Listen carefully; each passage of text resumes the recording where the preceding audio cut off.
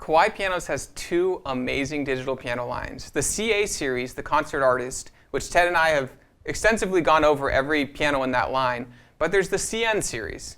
Often overlooked, and I would say underrated, the CN-39 behind us is one of the best feature-filled digital pianos on the market. Today we're going to go over the CN-39 and why it might be the perfect digital piano for you.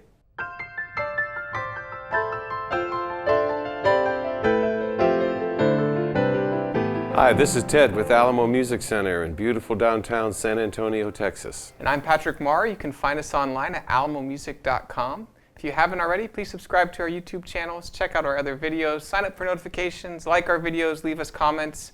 We love to interact with you guys, and we really appreciate the support.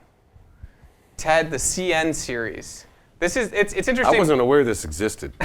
No, I really wasn't. Guilty.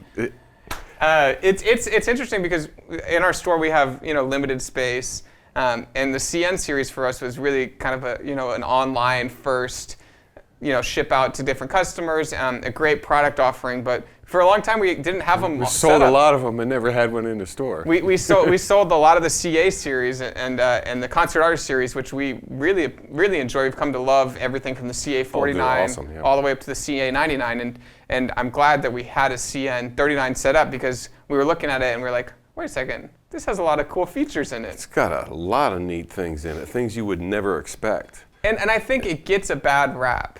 And I want to come out right here and state at the beginning, does a digital piano need wood keys?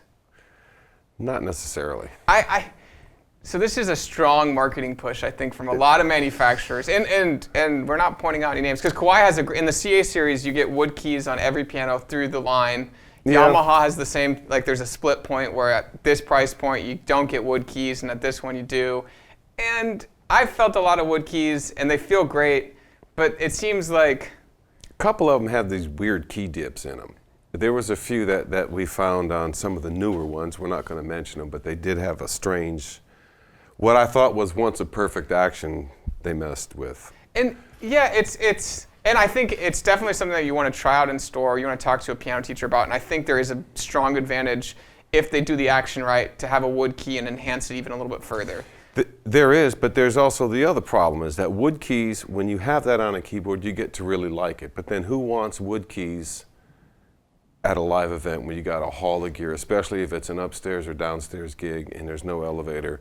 The wooden keyboards are heavier. Mm-hmm. And sometimes there's times I think, man, it'd just be nice to have a little plastic, PSR.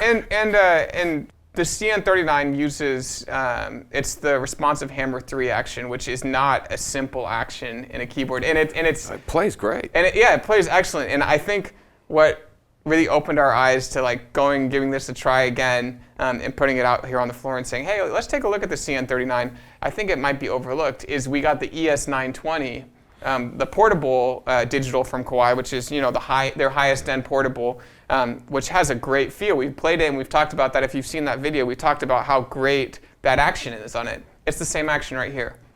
So this is the top of the line action that Kawai makes with with plastic keys in it. And it's a very complicated action. It's got counterweights, it's got let off, it's got all these things that people strive for in an acoustic action, or on a digital piano replicating acoustic action, but you're able to get it, and it's more lightweight.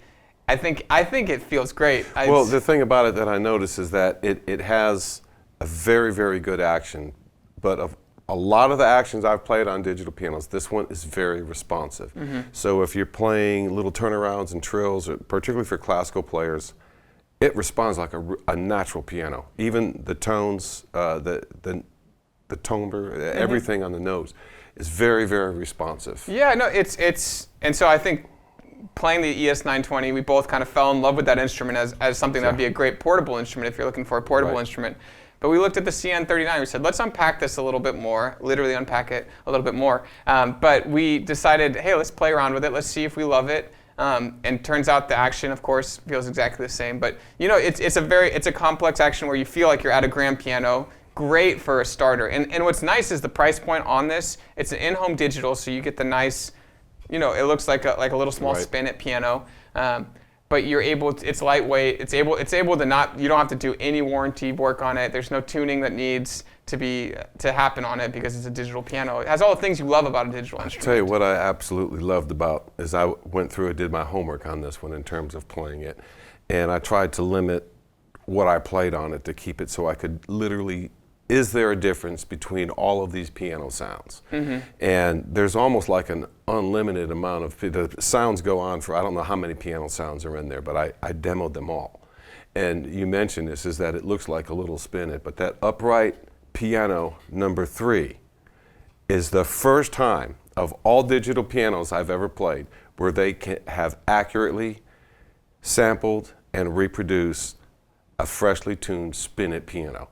Nice and muddy and wavery, just like as best as a spin-it can get, and it's in there. And I grew up learning my first 4 or 5 years on a spin-it. It brought you back. And it brought me back, but it also reminded me too, this is another thing not to forget about spin-it pianos, is that Ricky and Lucy had one in their apartment, but Nat King Cole used to play one quite often on TV because you could see him from here on up and you could see him play the piano, and it just looked cool on TV, and they put a mic behind it. And it sounded great. And he never played overly complicated stuff, but all his melodies, his solos, everything, all on a spin-it. And so, yeah, and so it's I think it has that feeling of a spin-it cabinet, and so you feel it does also fits well in a home. So a lot of people come into the piano store and they're like, I want an acoustic instrument, and they start looking at spin-its. They're like, oh, these look cool. I like this. And then there's the story of why a spin-it isn't sometimes the best instrument, but people like this look, and I think one of the reasons people are gravitating towards digital pianos. It's not a big old eyesore sometimes in the middle of a living room if that's not at all. And it is an extreme, grandiose grand piano. I don't know what they did with the sound system in here. I didn't go in and check. I just know that a lot of the modifications, as you know, I went through the virtual technician. We'll talk about that in a minute, but the sound, the way the EQs change, the compressions change, the reverbs change, and the way it just gives you a complete different ambiance and a responding type of instrument. It's different with almost every sound and every way that you change the technician. And it brings out different parts of what a piano has in it. Yeah, and so let's talk about the sound. So 350 voices, I know you're talking about voicings on there. The real good ones are right there at the beginning. The pianos, the electric pianos, the organs they sound incredible. You're able to, it's really cool with the pedal, you're able to control Leslie on the organ. So lots of functionality there. What I always tell parents their kids are learning and they want something that's gonna open their eyes to music is get something that has versatility, that they can hear what a saxophone sounds like, they can hear what a guitar sounds like, and they can play around, they can play drum beats on it. Super packed, 350 voices on there. I think what you're talking about with the sound system overall is on the CN series, they partnered with Onkyo, and they've done that on their CA series as well. But the motherboard is on a complete revamp from the 38, which was the predecessor. Sorry, the 37, which was the predecessor, to now the new 39. And so, Onkyo did this new motherboard. They worked with them on the speakers. There's a 4-way speaker system, which is more spatial as well. There's speakers on the top facing upwards. There's speakers at the bottom facing down. Kind of opens up the sound.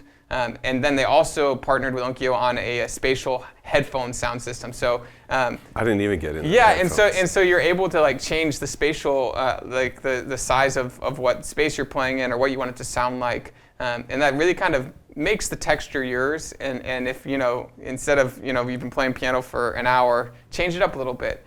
Change the piano sound, change the spatial sound, change the reverb, change the depth.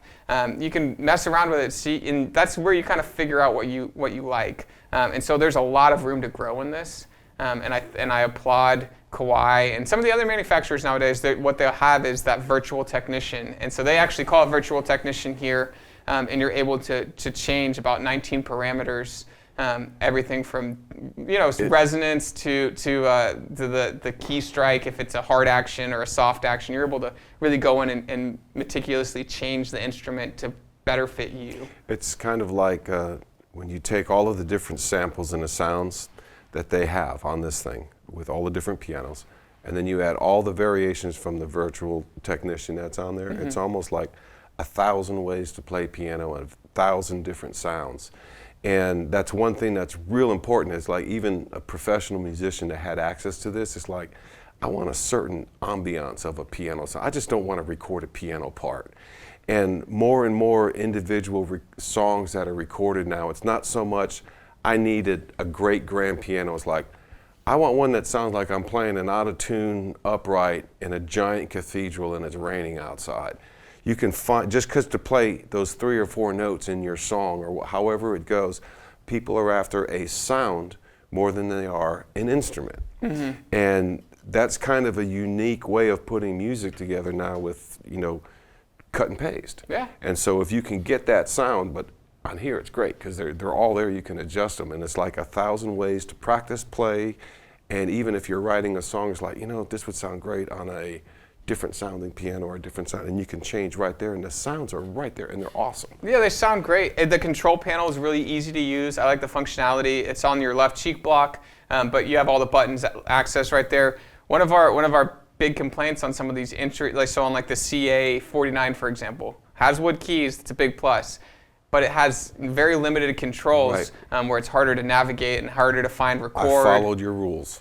I didn't mean to cut you off, Yeah. but you said go up and down and left and right. Yeah. And that was it. Yeah, it's really easy to go through. A lot of people like to have the controls right there. Of course, it is compatible with an app, so you can control it through an app, both Bluetooth MIDI and Bluetooth audio. So what that means is you're able to have an iPad up on the music rest if you'd like, and you're able to play YouTube videos straight into it. So it will. You get to hear what it sounds like. It will play out of that 40-watt speaker system here. Cool. And so, you know, if this is in your living room and you're like, hey, let's put on some jazz, you know, it just sounds great, or classical music, whatever you want to put on, it will play out of here. So that's Bluetooth audio. Bluetooth MIDI is actually a control system, so it's you controlling, hey, let's switch to the violin sound, or let's change the parameters on the virtual technician. So you can kind of mess around with that on a touch screen. If that's something that your kids are looking to do, or if it's something that you're looking to do, changing it with an iPad or with an Android, it would be great.